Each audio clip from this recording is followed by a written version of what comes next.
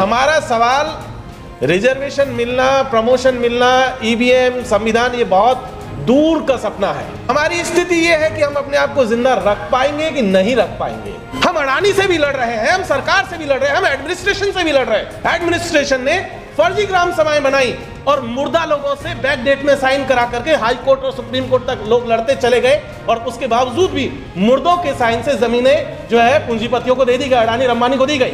इस देश का आदिवासी इस देश की ब्यूरोक्रेसी के खिलाफ भी लड़ रहा है। अभी पिछले 5-6 साल से शुरू हुए हैं और अगले 5-7 साल और मान लीजिए, लगभग 800 से 1000 गांव हैं जो परमानेंटली हमेशा के लिए खत्म हो जाएंगे। वो अरावली, शायद कुछ लोगों को लग सकता है कि ये सिर्फ पहाड़ का टुकड़ा तो है, पत्थर ही तो है, लेकिन ये पूरी की पूरी अरावली जो दिल्ली से चल करके गुजरात तक जाती है, ये पूरा का पूरा ये पश्चिमी हिंदुस्तान का वो ट्राइबल बेल्ट है जिसने इसको जिंदा रखा हुआ है, जिसका रिश्ता आदिवासियों से डायरेक्टली है, जिसकी वजह से आदिवासी जिंदा है और आदिवासियों की वजह से ये अरावली जिंदा है। अदरवाइज आप बाकी के हिस्सों में देख लीजिए तो सारी चीजें खत्म की जा चुकी हैं। अभी जिस परिभाषा को लेकर के विवाद चल रहा है, वो परिभाषा सुप्रीम कोर्ट में भारत सरकार ने पेश की, कहा कि 100 मीटर से नीचे वाली जितनी भी पहाड़ियां हैं उन्हें अरावली नहीं माना जाएगा। और ऐसी सिचुएशन में लगभग 692 किलोमीटर का यह पूरी की पूरी पहाड़ी है, लगभग 700 किलोमीटर मान लीजिए, उसका 90% हिस्सा इस परिभाषा के दायरे में है, जिसमें कि सुप्रीम कोर्ट ने इस परिभाषा के मानने के बाद में उसमें खनन की अनुमति मिल चुकी है। 90% हिस्सा अरावली का इस परिभाषा में खत्म हो चुका है। लेकिन चौंकाने वाली बात यह नहीं है कि यह भारत सरकार का प्रपोजल था जिसे सुप्रीम कोर्ट ने एक्सेप्ट किया। यह प्रपोजल राजस्थान सरकार ने, कांग्रेस की सरकार ने 2009 में और 10 में दिया था, जिसे अब भारत सरकार लेकर के आई है। इंटरेस्टिंग चीज इसमें यह भी है कि कांग्रेस ने इस आइडिया को जनरेट किया था। यह आइडिया कांग्रेस का था जिसे भारत सरकार, मोदी सरकार आज की तारीख में लेकर के आई, सुप्रीम कोर्ट ने इसे एक्सेप्ट कर लिया। और कहानी सिर्फ पूर्वी राजस्थान की नहीं, हम शायद डर के या पता नहीं क्या दिक्कत है, हम कह नहीं पाते हैं कि झारखंड और छत्तीसगढ़ में चल क्या रहा है।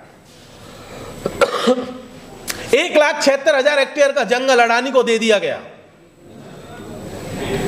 1,76,000 हेक्टेयर का हसदेव का जंगल, जिसे लंग्स ऑफ छत्तीसगढ़ कहा जाता है, जो पूरी की पूरी ट्राइबल बेल्ट थी, वो खाक प्रमोशन लेके क्या करेगा? प्रमोशन का वो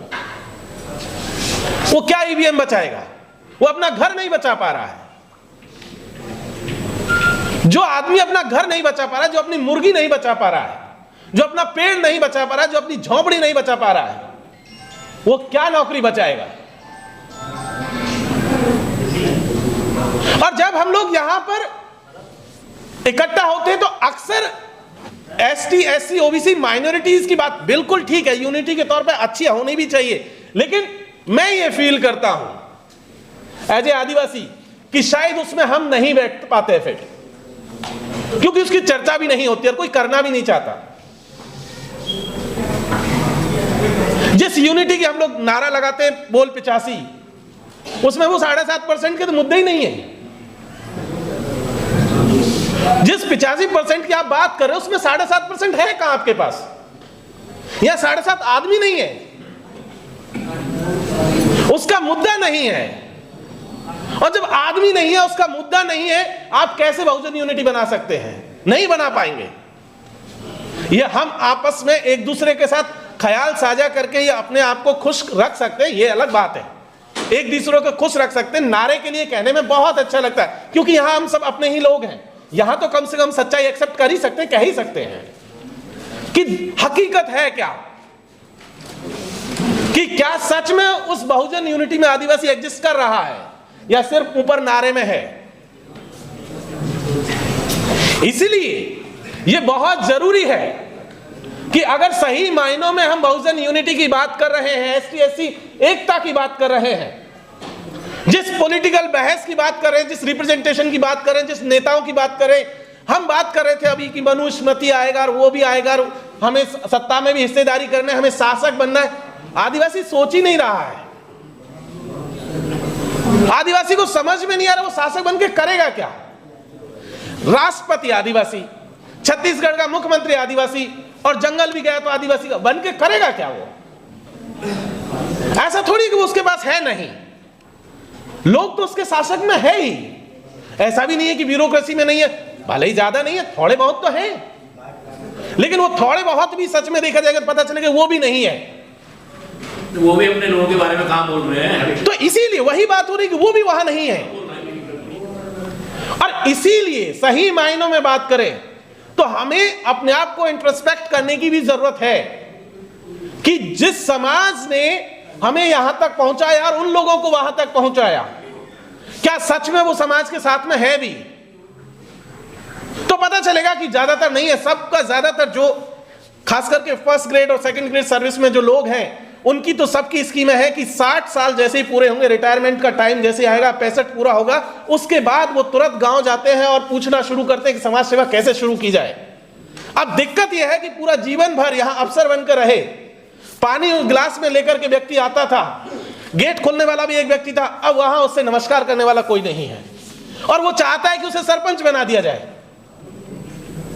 आज 40 साल में आपने शकल नहीं देखी गांव की, और आप रिटायरमेंट होने के बाद पोस्ट रिटायरमेंट स्कीम लेकर के आ रहे हैं कि हम समाज को जो है बदल लेना चाहते हैं, और जैसे ही उनके पास बैठिए वो पूरा इतना सारा ज्ञान लेकर के आते हैं, नहीं नहीं ऐसे कर देना वैसे कर। उनसे एक बार पलट के पूछ लीजिए आपने अपनी जवानी में क्या किया था,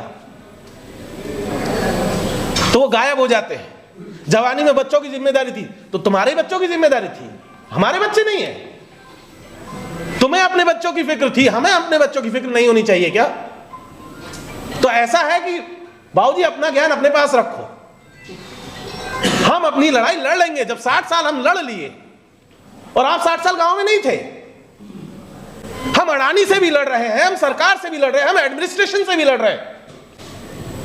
आप याद कीजिए 2006 में फॉरेस्ट राइट एक्ट आया, जिसके तहत कहा गया इस देश में पहली बार कि आदिवासियों को भी जमीन पर मालिकाना हक दिया जाएगा। भूमि सुधार कानून 1952 में आया था, लेकिन आदिवासी इलाकों में उसको एग्जेम्प्ट कर दिया गया, उसको लागू नहीं किया गया, तो आदिवासियों को जमीनों पर मालिकाना हक ही नहीं मिला।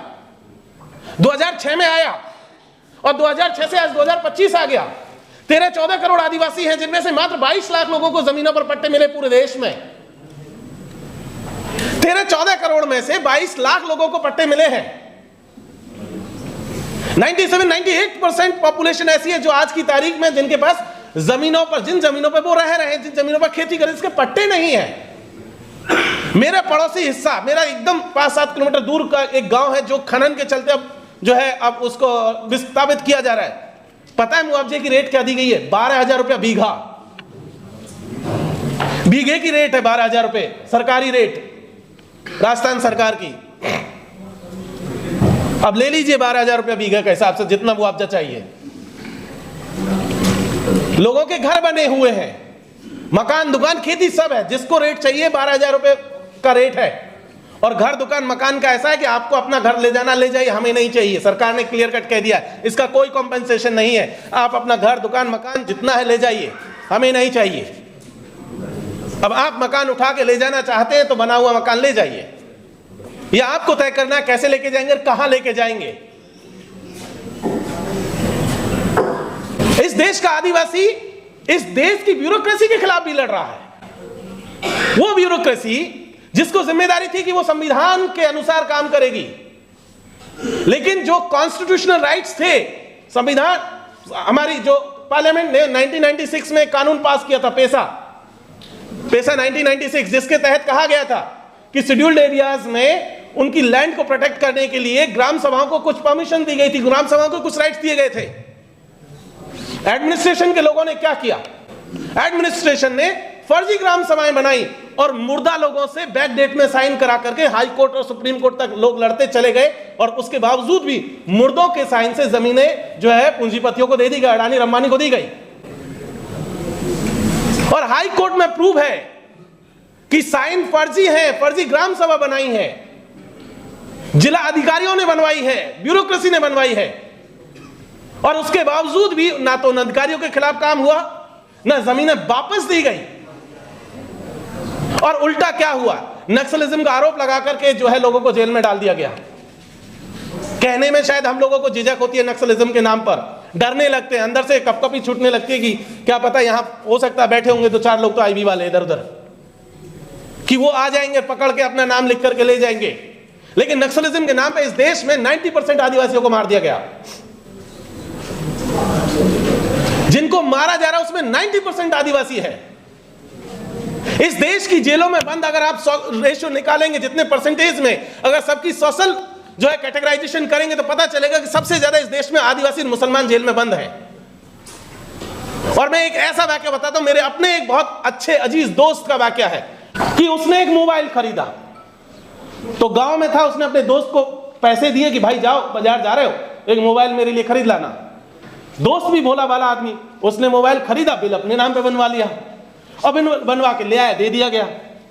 पुलिस को पता चला कि इस व्यक्ति के पास जो मोबाइल है उसका बिल इसके दोस्त के नाम पर है। तो किसी ने जाके एडवाइस किया, यार किसी दिन पुलिस पकड़ लेगी, ऐसा करो बिल अपने ही नाम पे करवा लो। वो वापस गया, अपने नाम पे मोबाइल का बिल बनवा के ले आया। पुलिस उसको 420 में उठा के जेल ले गई। 30 से 32 दिन हो गए आज की तारीख में। परसों उसकी जमानत खारिज हो गई, जमानत नहीं हुई है 32 दिन से। बोले कि धोखाधड़ी की है। 420 का मामला है। 32 दिन से जेल में है वो आदमी। रामदेव काकौड़िया नाम है उसका, मध्य प्रदेश में। अपने ही मोबाइल का बिल बनवाने के लिए, और कह दिया गया कि तुमने धोखाधड़ी की है। ऐसा नहीं कि उस आदमी ने कोई अपराध किया या मोबाइल से कोई अपराध हुआ, नहीं, या किसी दूसरे का पैसे से मोबाइल खरीदा, नहीं, खुद का पैसा, खुद का मोबाइल। लेकिन क्योंकि अब 2 बिल हो गए और इसी चक्कर में 32 दिन से वो आदमी जेल में है। और ये पहला मामला नहीं है, ऐसे सैकड़ों मामले हैं कि आप आदिवासी इलाकों में महुआ जो देसी दारू होती है उसकी परमिशन है, संविधान में भी उसकी इजाजत है, क्योंकि वो उनके लोकल जो देवताओं पर चढ़ाने का भी काम करते थे, इसलिए उसकी इजाजत है। लेकिन उसको बनाने के नाम पर उसी में जेल में डाल दिए लोग। तो जिन एट्रोसिटीज की हम लोग बात करते हैं, इस देश में आदिवासियों के ऊपर जो हमले हो रहे हैं, उन हमलों की तरफ भी हमारा ध्यान जाने की जरूरत है, ताकि जिस बहुजन यूनिटी को लेकर के हम लोग बात कर रहे हैं उसको सही मायनों में देखा जा सके।